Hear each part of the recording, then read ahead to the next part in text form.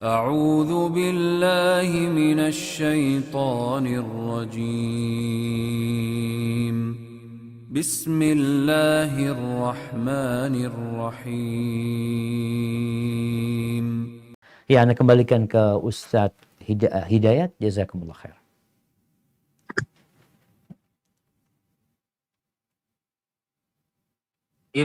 Barakallahu fikum Ustaz, jazakumullah khairan ala ma qaddamtum min ad-durus. Jazakumullah khairan kepada Ustaz Syafiq hafizahullah taala yang telah menyampaikan pelajarannya, ilmunya. Masya Allah, semoga kita bisa mengambil setiap apa yang disampaikan oleh beliau menjadi amalan yang betul-betul menjadi rutinitas kita nanti di Ramadan. Barakallahu fikum Ustaz. Kemudian Masya Allah nih Ustaz, jamaahnya cukup banyak sekali. Kayaknya di negara sana cocok ini waktunya untuk kajian ya. Malam hari kayaknya di sana. Masya Allah. Gimana nih Ustaz? Langsung masuk ke pertanyaan atau gimana Ustaz? Tafadhal Ustadz Hidayat. Pertanyaan langsung atau pertanyaan yang dibaca, silakan Ustadz Hidayat. Baik, kita mulai dulu dengan pertanyaan yang dituliskan ya Ustaz ya. Siap. Dari Abu Fatih. Assalamualaikum warahmatullahi wabarakatuh. Waalaikumsalam warahmatullahi Semoga wabarakatuh. Ustadz dan keluarga juga tim selalu diberikan umur panjang dan keberkahan rezeki. Izin bertanya, jika di lingkungan kerja semakin sering berinteraksi, namun setelah itu kita difitnah oleh mereka, ya, kemudian Ana diam, lalu Ana mengurangi interaksi, kemudian dia menikah, Ana menghadirinya, ya, walaupun Ana tahu difitnah, kemudian setelah itu difitnah lagi, kemudian misal bagaimana sikap Ana setelah itu? Barakallahu fikum. Allahu Akbar. Naam jamaah.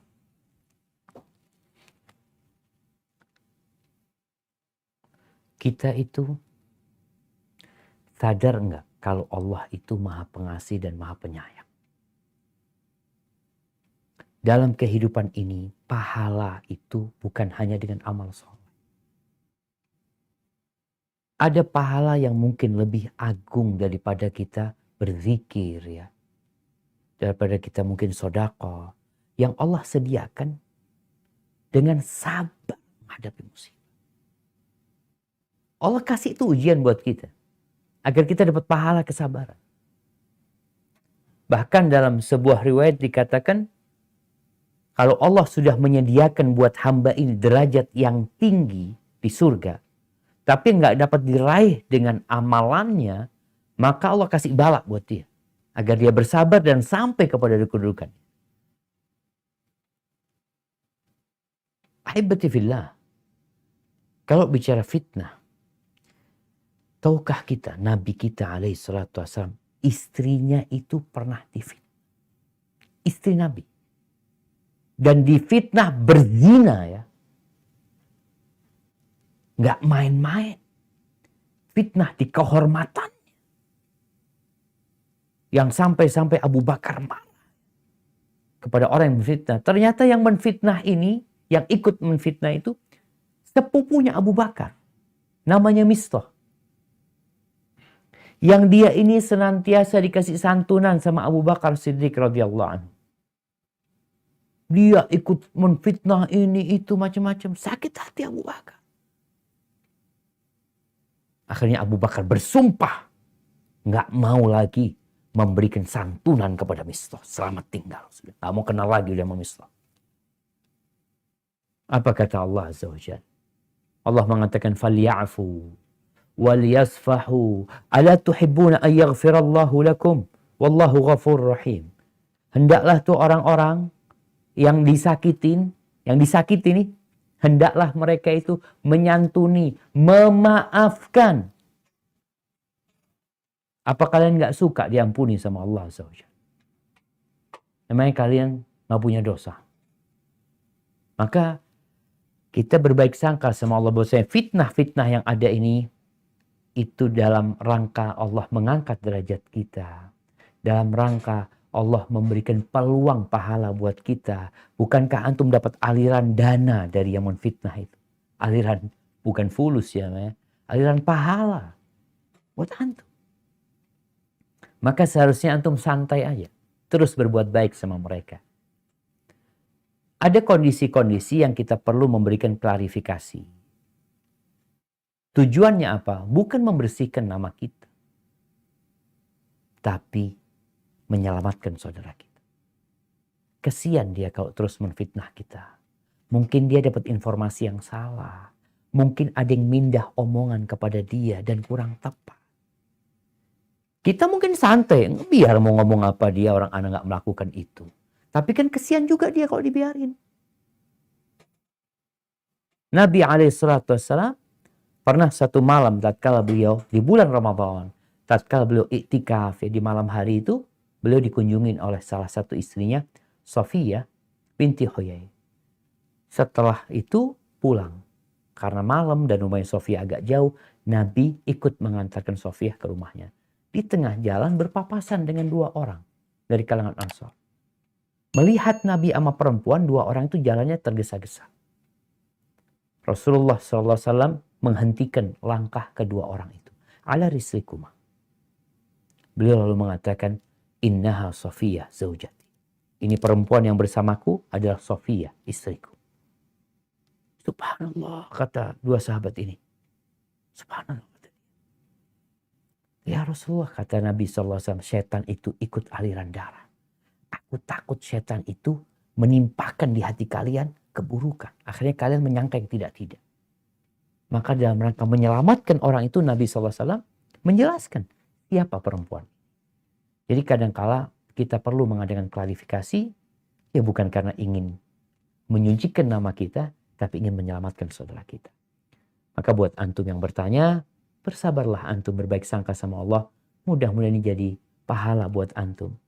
Jangan sampai antum akhirnya tidak bertegur sapa dengan dia. Selesai antum gak dapat pahala juga. Dan dibenci orang yang memutuskan hubungan sama saudara. Hadza wallahu a'lam bissawab. Allah khairan Ustaz atas jawaban dan sekaligus nasihatnya.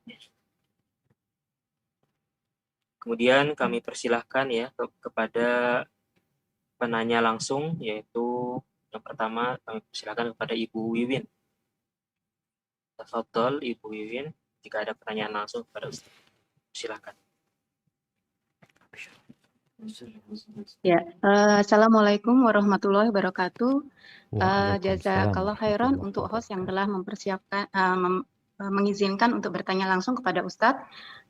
Barakallahu fiik. Assalamualaikum warahmatullahi Ustadz. Waalaikumsalam warahmatullahi wabarakatuh. Ahlan wa sahlan. Barakallahu fiik. Naam, tafadhali Ibu Win.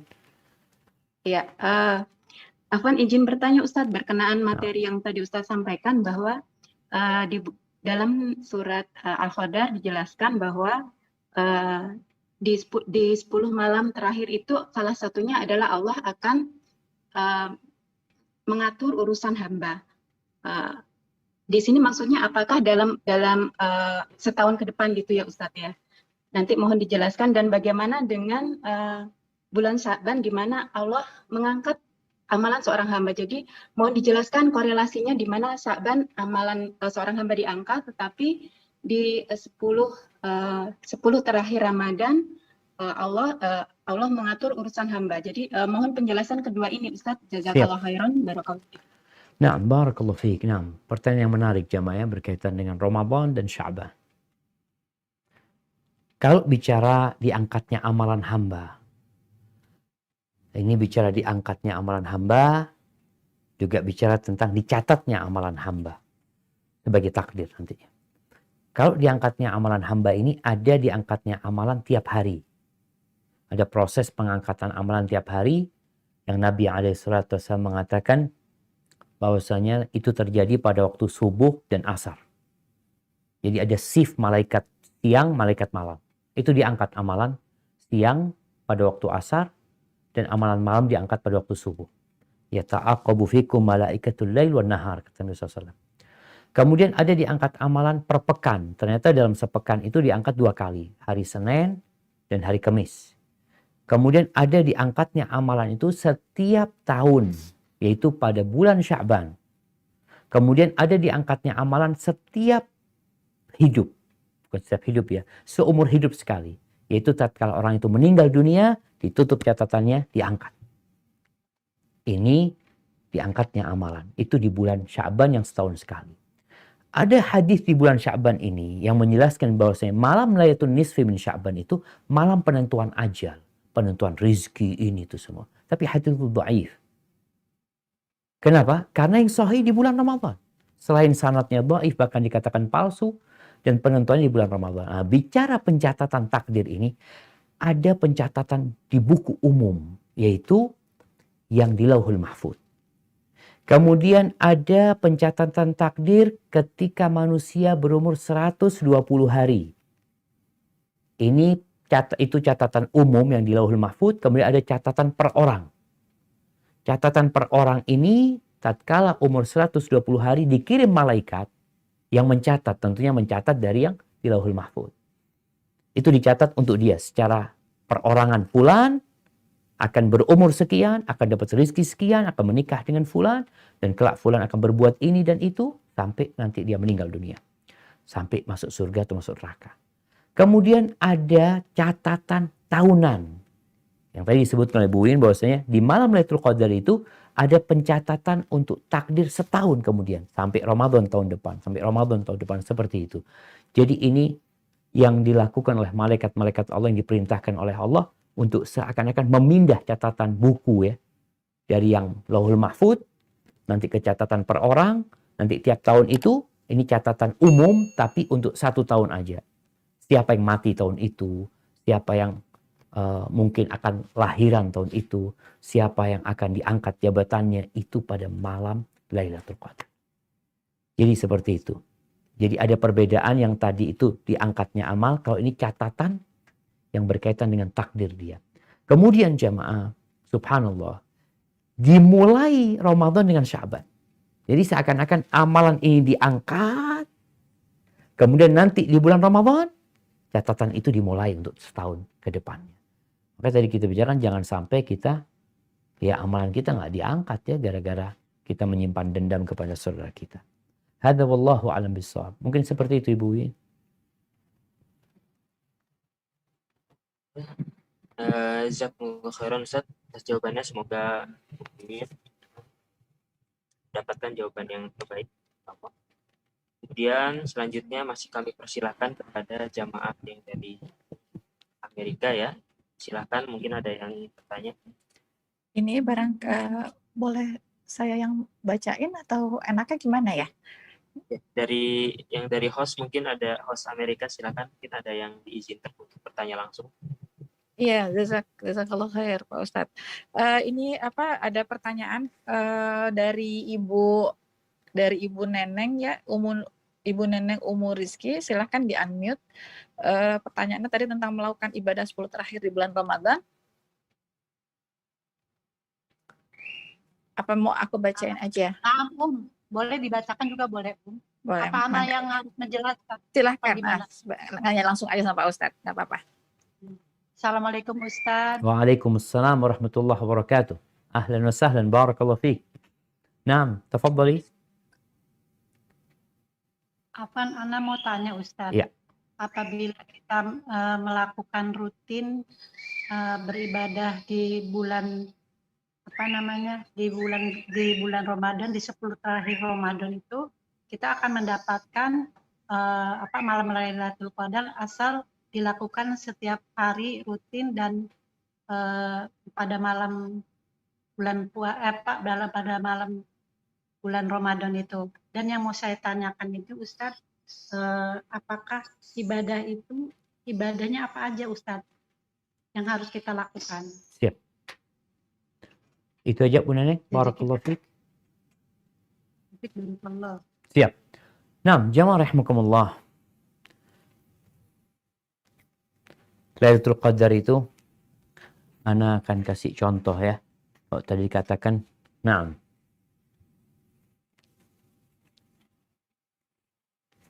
1, 2, 3, 4, 5. Baik, anggap 5 nih. Kalau di 5 ini dikatakan salah satunya itu ada isinya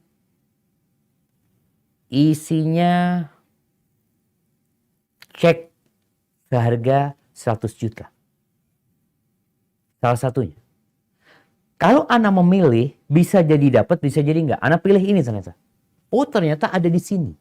Tapi kalau Ana ambil semuanya, dapat enggak Ana cek yang 100 juta? Dapat. Begitu pula dengan Lailatul Qadar. Kalau 10 hari full kita ibadah, enggak pilih-pilih. Kan ada orang, oh ini malam 21 Ana mau ibadah. Karena mudah-mudahan Lailatul Qadar. Terus malam 22 enggak lah, off lah. Terus malam 23 ini kan malam witir.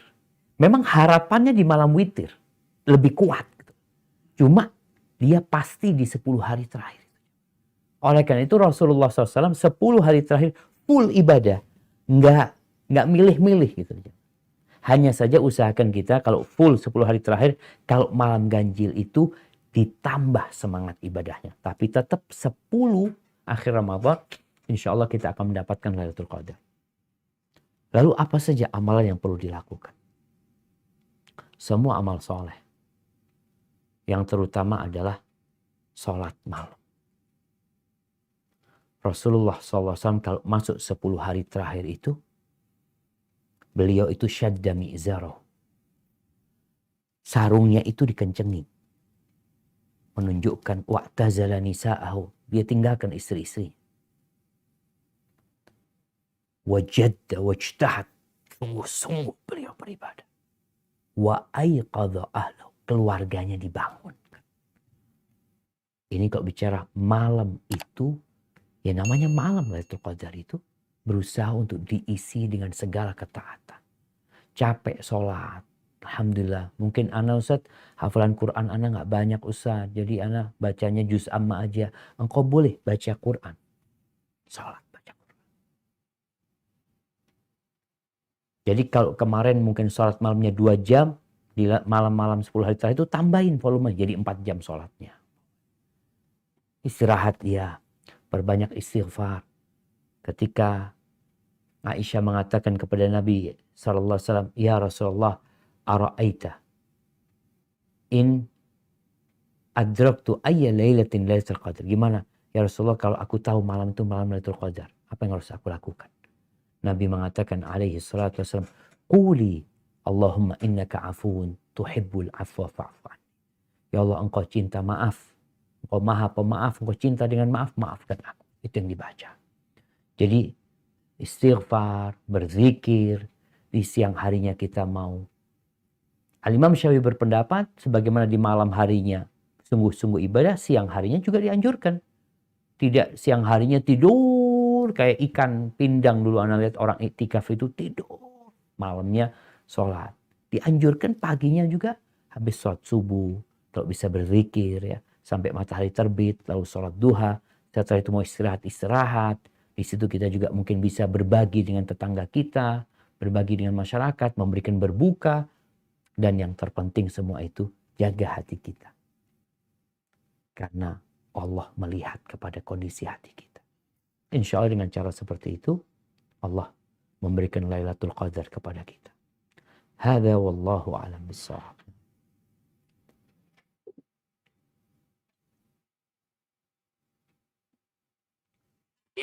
Insya Allah atas jawabannya, jazakumullah khairan Ustaz. Masih kami persilahkan kepada jamaah yang dari Amerika. Silakan, mungkin ada yang mau bertanya langsung. Ya, jazakallah khair, Ustadz Hidayat. Pak Ustadz Syafiq, ini ada beberapa pertanyaan. Nah. Tapi mungkin Poni akan bacain aja karena beberapa agak kemiripan. Siap. Jadi ini pertanyaannya adalah tentang niat. Pertama itu niat puasa. Niat puasa apakah harus setiap hari dibaca atau cukup 1 bulan di awal begitu. Terus udah begitu pertanyaan yang sama agak-agak ada kemiripan tentang puasa juga mengenai zakat. Jika punya rumah yang dikontrakan, bagaimana hitungan zakatnya? Dihitung dari hasil kontrakan atau harga rumah? Terus yang kedua tentang masih berhubungan dengan zakat, afdolnya zakat dibayar sebelum Ramadan atau di akhir Ramadan, Ustadz? Jadi ini pertanyaannya mohon maaf agak digabung karena agak-agak kemiripan. Jadi Siap. tadi yang pertama tentang niat berpuasa, Nah. apakah cukup di awal saja atau setiap hari? Sama tadi tentang zakat rumah kontrakan dan afdolnya zakat dibayar sebelum Ramadan atau di akhir Ramadan. Masya Itu Allah. aja Pak Barakallahu Ustadz. fiik. Nah, jamaah. Berkaitan dengan niat. Niat ini amalan hati. Bukan amalan lisan. Puasa wajib berbeda dengan puasa sunnah. Puasa sunnah itu boleh niat di pagi hari. Di mana umpamanya ada ibu-ibu atau bapak-bapak pagi mau sarapan nasinya nggak mateng. Terus dia ngomong sama istrinya, udah aku puasa aja lah. Langsung dia berangkat kerja.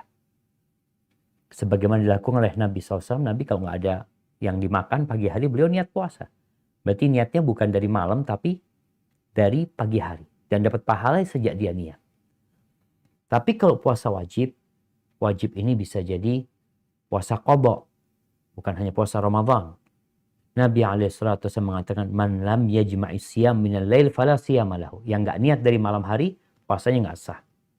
Ini berkaitan dengan puasa wajib. Kembali ke bulan Ramadan. Niat itu ingat amalan hati. Jadi kalau kita udah niat besok mau puasa dalam hati kita, ya udah cukup. Berkaitan dengan Ramadan, apakah kita perlu niat tiap malam atau cukup di awal Ramadan? Tergantung, kalau di awal Ramadan kita niat mau puasa sebulan penuh, insya Allah cukup. Udah niat sebulan penuh anak puasa. Jadi tiap malam dia sahur, udah niatnya sudah niat sebulan penuh. Akan tetapi orang yang niat sebulan penuh ini, kalau ternyata di tengah jalan perempuan datang bulan, berarti kan putus puasa. Nggak jadi sebulan penuh. Maka tatkala dia bersih, dia harus mulai niat lagi. Ingat, niat itu amalan hati. Jadi tidak diucapkan di lisan, cukup diniatkan besok mau puasa. Mau niat tiap malam pun, ya insya Allah orang punya niat tiap malam ketika dia sudah mulai sahur, ya ada niat besok dia mau puasa. Atau orang pasang alarm mau bangun nanti jam sekian untuk siap-siap sahur. Itu menandakan dia memang niat puasa. Ada pun pertanyaan yang kedua berkaitan dengan zakat. Alhamdulillah jamaah, ingat zakat ini rukun Islam ya. Nggak main-main. Jadi kalau bicara rukun Islam ini, orang yang tidak bayar zakat itu di zaman Umar, di zaman Abu Bakar Siddiq diperangin mereka yang nggak mau membayar zakat.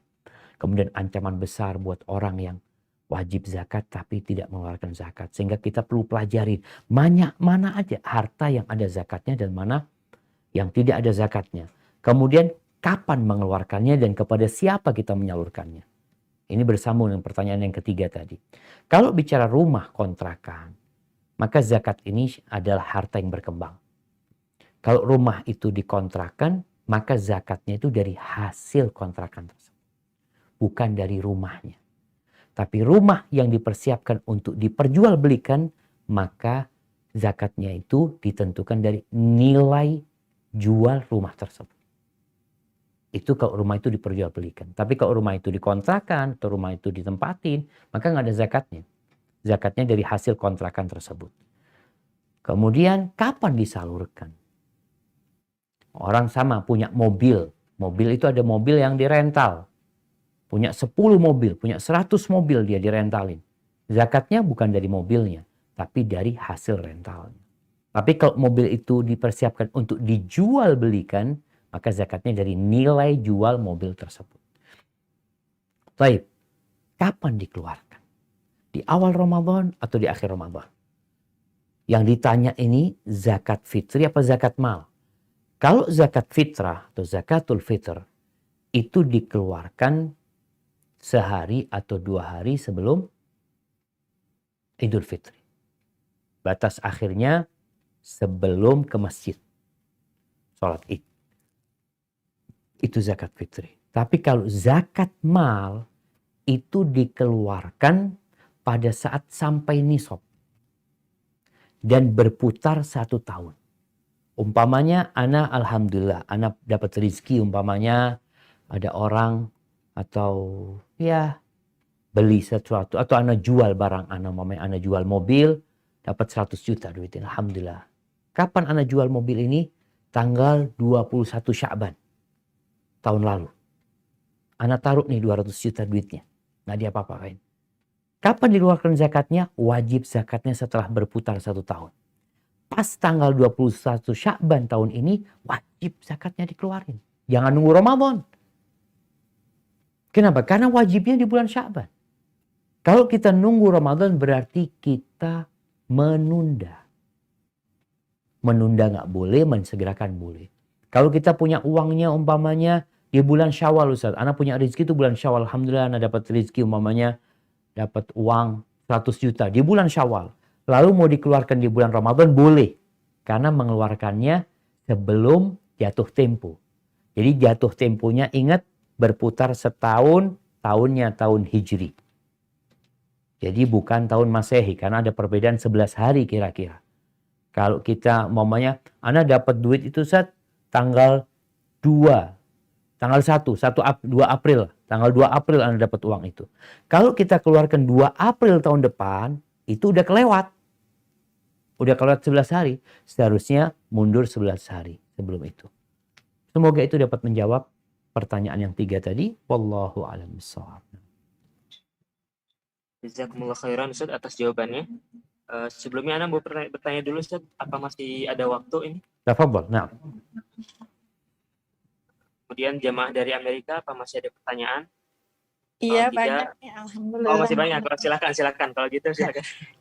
Iya, Pak Ustadz, Masya Allah. Yang mirip-mirip digabungkan aja ya. Iya, betul. Ini Masya Allah malam ini nih Pak Ustadz, rame sekali gitu ya, dan banyak banget pertanyaannya. Mudah-mudahan Pak Ustadz selalu berkenan untuk ini meluangkan waktunya ini buat yang akan bertanya. Pertanyaan berikutnya ini mungkin disampaikan oleh Ibu Susi. Ibu Susi, mangga silahkan di-unmute.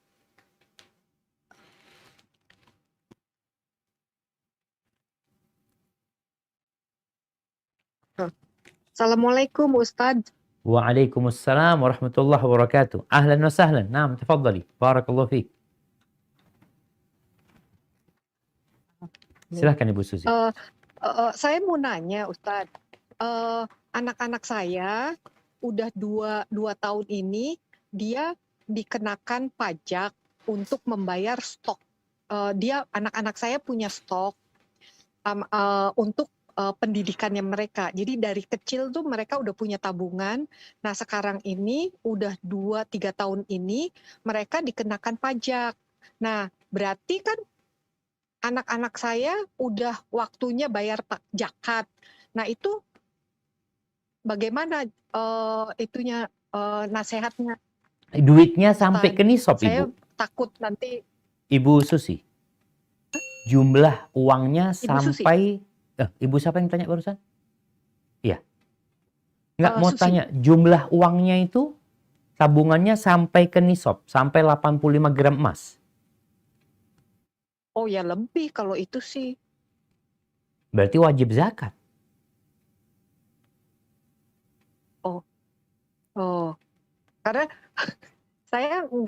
saya juga baru taunya 2 tahun yang lalu kok anak-anak saya disuruh bayar pajak. Saya bilang, pajak apa ini anak-anak saya? Suami saya bilang, oh itu pajak yang kita tabung dari suami saya sama neneknya nabung untuk anak-anak biar untuk sekolahnya mereka nggak punya utang gitu loh. Jadi setiap anak udah dipersiapkan kalau mereka kuliah, mereka punya uang masing-masing. Nah. Tapi uang itu sebenarnya uang orang tuanya gitu Ibu Susi. Uang itu milik anak-anak apa milik orang tuanya? Milik anak-anak untuk pendidikan Iya, mereka. tapi kan uang itu uang orang tua gitu. Kemudian ditabung buat anak-anak. Iya. Iya. Ya berarti kalau sampai nisab Bu Susi, itu kalau itu sudah dimiliki oleh anak-anak jadi milik mereka, makanya para ulama berbicara anak yatim itu wajib zakat enggak? Kalau sampai nisab wajib zakat. Kalau sampai 85 gram emas itu tiap tahunnya dia wajib keluarkan zakat. Lah kalau selama ini saya nggak tahu, saya baru tahu sekarang, saya mesti bayarnya dari berapa tahun itu zakatnya, Ustadz? Tergantung tadi Bu Susi. Kalau umpamanya uang itu sudah sampai nisab, anggap uang itu 100 juta dari sejak 10 tahun yang lalu umpamanya. Kan nambah.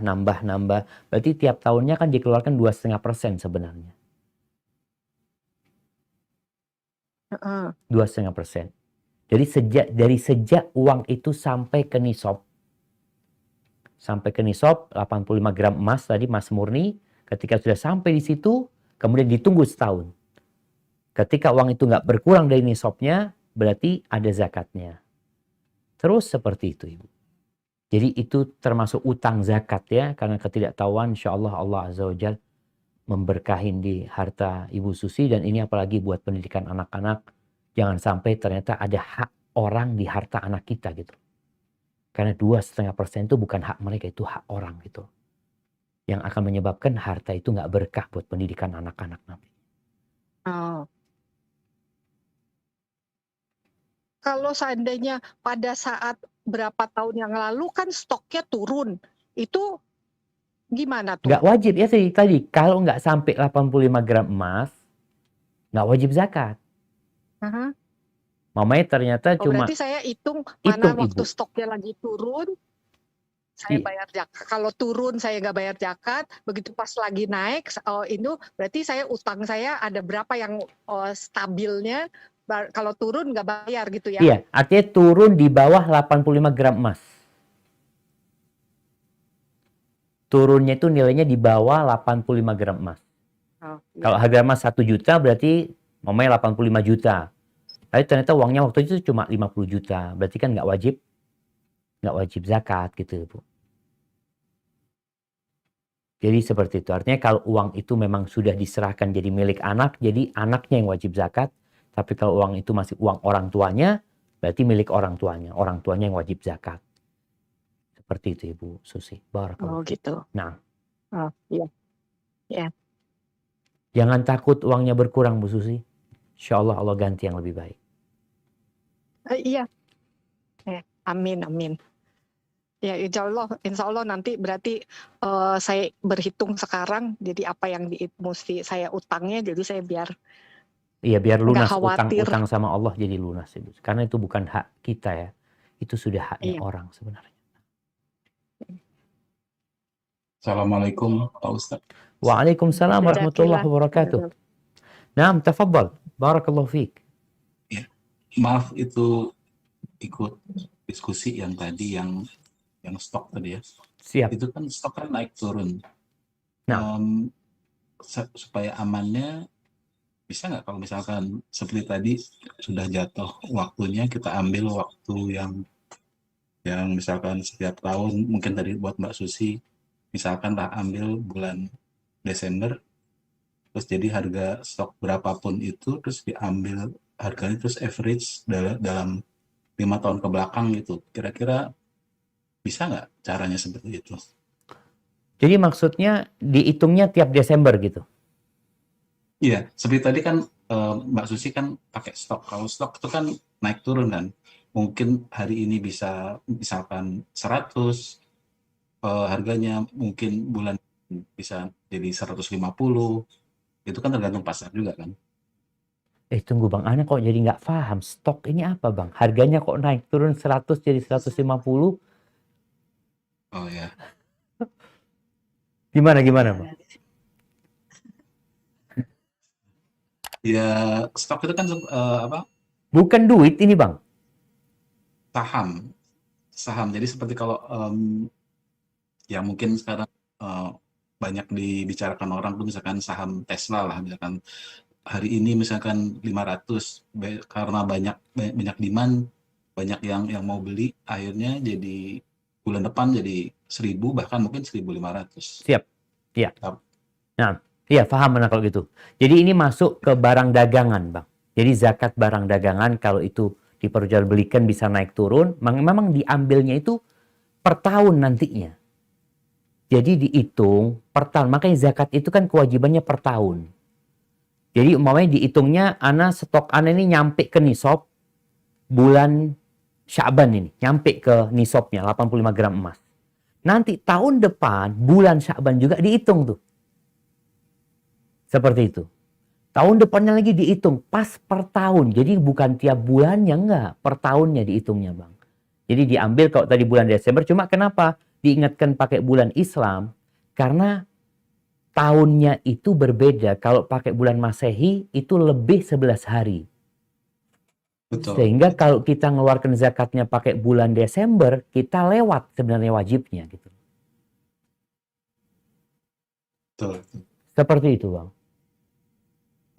Ya, jadi cuma mau coba mungkin nambahkan supaya lebih jelas untuk Mbak Susi tadi kan. Jadi Mbak Susi itu kan tadi tabungan untuk biaya Anak-anak gitu, Bang. anak-anaknya dalam bentuk stok.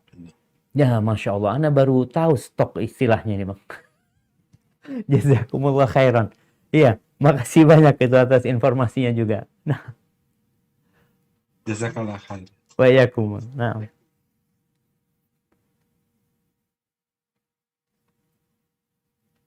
silakan lanjut mungkin yang lainnya. Mungkin ada 10 menit lagi waktunya. Masih dilanjutkan dengan jamaah yang dari Amerika. Silakan Ibu. Mungkin ada pertanyaan lagi yang harus disampaikan. Iya, jazakallah khair. Ini nanti mungkin dari Mbak Nia Kurniasari. Silahkan Mbak Nia di-unmute. Bismillah. Assalamualaikum warahmatullahi wabarakatuh, Ustaz. Waalaikumsalam warahmatullahi wabarakatuh. Ahlan wa sahlan. Naam, Ini mau tafadhali. tanya, ini kan mau tanya ini saudara anak kan sedang ada pertikaian, Ustaz. Nah, Ceritanya ini masalahnya kakak laki-laki anak tuh sedang ada konflik rumah tangga dengan istrinya dan kemudian berlindung ke rumah ibu. Nah, si kakak perempuan anak itu tidak terima karena kakak laki-laki anak setiap kali ada masalah hanya membebankan kepada ibu anak. Spontan, kakak perempuan anak mengirim pesan kepada istri kakak laki-laki anak tersebut supaya kalau ada masalah jangan selalu melibatkan ibu anak. Kakak laki-laki anak tidak terima dan malah semakin panjang masalahnya. Kemudian beliau memaki-maki kakak perempuan anak segala macam dan sampai sekarang belum ada titik terang untuk menyatukan mereka kembali karena saling keras kepala. Bagaimana ya Ustadz, mohon solusinya sebelum Ramadan, inginnya kami itu menyatukan mereka supaya terjalin lagi silaturahimnya. nah. Jazakallah khair Ustadz. Wa iya. Assalamualaikum warahmatullahi wabarakatuh. Waalaikumsalam warahmatullahi wabarakatuh. Subhanallah jamaah. Rasulullah sallallahu alaihi wasallam beliau pernah bersabda, "Ala ukhbirukum ala afdal min darajati salati wassiyami wassadaqah." Kalian mau nggak aku kasih tahu sebuah amalan yang lebih mulia daripada sholat, daripada puasa, daripada sedekah? Qalu bala ya Rasulullah. Dikasih amalan yang lebih baik dari sholat, dari derajatnya sholat, dari puasa, sedekah. Maka para sahabat bersemangat untuk tahu amalan apakah itu. Lalu Nabi SAW mengatakan salahu dhatil bain, yaitu terjalinnya hubungan di antara kekerabatan, memperbaiki hubungan dua orang yang bertikai. Lalu beliau mengatakan fa inna fasada dhatil bain hiyal haliqah, rusaknya hubungan kekerabatan itu antara orang-orang yang bersaudara itu adalah memangkas, menggundulin. Itu bukan gundulin rambut, tapi gundulin agama. Maka bagaimana sekarang memperbaiki dua orang yang bertikai? Ya, perlu usaha dari orang lain. Karena dua orang ini sudah sama-sama panas. Siapa yang salah, dua-duanya salah. Kita nggak perlu belain kakak, nggak perlu belain yang laki, nggak perlu belain yang perempuan. Tugas kita sekarang adalah memperbaiki. Di antara cara memperbaiki orang yang bertikai ini, Ya dengan menyampaikan kepada mereka. Kalau bicara tadi kita mau masuk bulan Ramadan, kita masih di bulan Sya'ban, ada kesempatan ini. Sayang kalau akhirnya amalannya nggak diangkat. Kalau perlu bohong, boleh bohong. Di antara dusta yang diperbolehkan adalah dusta dalam rangka memperbaiki dua orang yang bertikai, kata Nabi SAW. Jadi kalau anti bisa datang ke kakak yang perempuan, Kak, itu kakak fulan kesian ya, dia kepingin minta maaf. Mudah-mudahan kakak bisa lah. Insya Allah Kak ya, dia kepingin ketemu sama kakak. Terus datang ke yang laki, sampaikan. Bang, ini mau Ramadan, kayaknya kakak perempuan gak ingin bulan Ramadan ini. Ya masih ada kedengkian di antara dia sama kakak. Dia kepingin ketemu sama abang gitu umpamanya. Bagaimana kita menyatukan mereka. Jadi perlu adanya mediasi. Kalau ternyata mediasi dari kerabat nggak bisa, mungkin cari orang lain, cari ustadz umpamanya yang bisa memberikan penjelasan. Kalau enggak, tulis surat. Anti tulis surat sama kakak ini, tulis surat sama kakak ini. Jelaskan kepada mereka tentang ya indahnya kekerabatan itu. Yang lalu biarlah berlalu. Kita aja punya salah sama Allah. 1000 dosa pun Allah masih memaafkan. Masa kesalahan? Satu kesalahan dilakukan atau 10 kesalahan dilakukan, tidak ada pintu maaf buat dia. Sambil terus didoakan ya, semoga Allah memperbaiki di antara mereka. Allah menyuruh kita, wa aslihu dzata bainikum.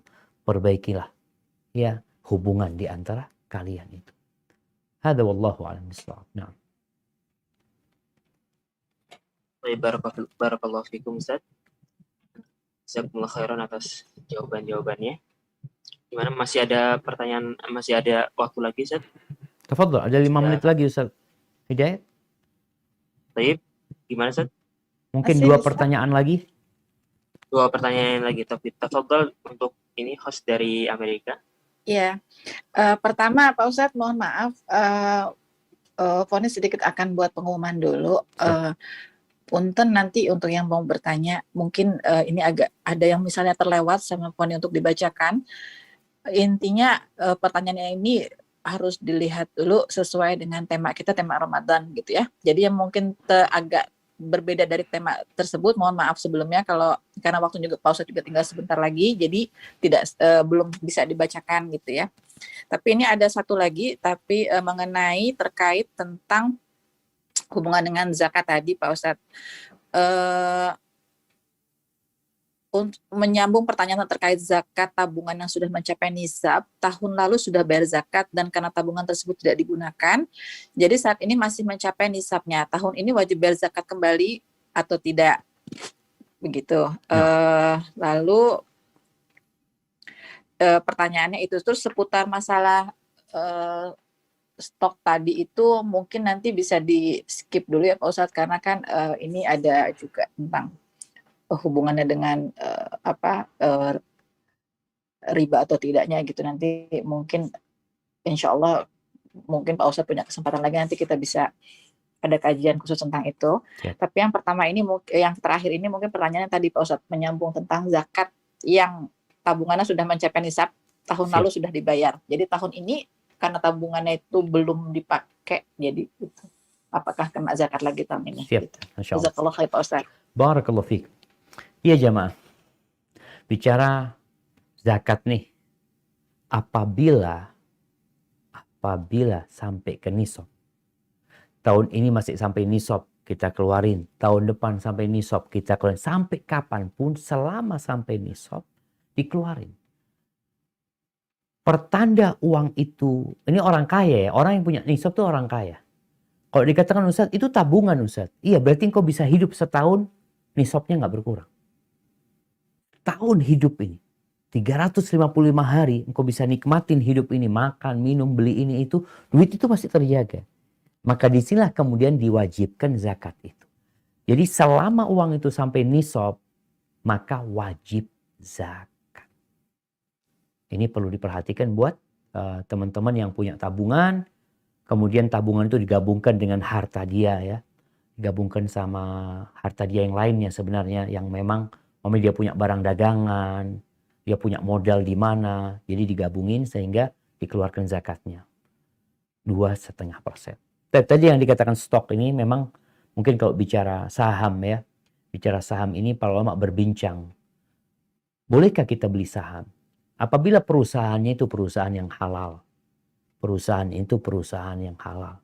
Dan sistemnya juga sistem yang halal, maka nggak ada masalah untuk masalah itu. Tapi kalau ternyata perusahaannya haram gitu loh, perusahaannya perusahaan nggak benar, Ustaz, jualan khamar umpamanya, maka tatkala itu saham kita di sana nggak boleh gitu. Jadi mungkin tadi disebutkan untuk bicara saham atau yang disebut stok tadi, kita perlu berhati-hati ya, jangan sampai kita tadi membeli sesuatu yang ternyata secara hukum agama tidak diperbolehkan. Semoga kita lebih berhati-hati dalam urusan harta halal haram ini. Tapi yang jelas, semua punya kewajiban membayar zakat ketika sudah sampai kepada nisabnya. Sampai kepada nisabnya wajib dia keluarkan zakat dan itu hanya 2,5%. Hadza wallahu a'lam bishawab. Sepertinya itu yang bisa Anda sampaikan, kurang lebihnya mohon maaf ya kepada teman-teman yang di Amerika, yang di sana malam, di sini pagi ya. Tapi insya Allah mudah-mudahan kita bisa berjumpa di lain waktu untuk lebih mendekatkan diri kepada Allah dengan cara menuntut ilmu agama.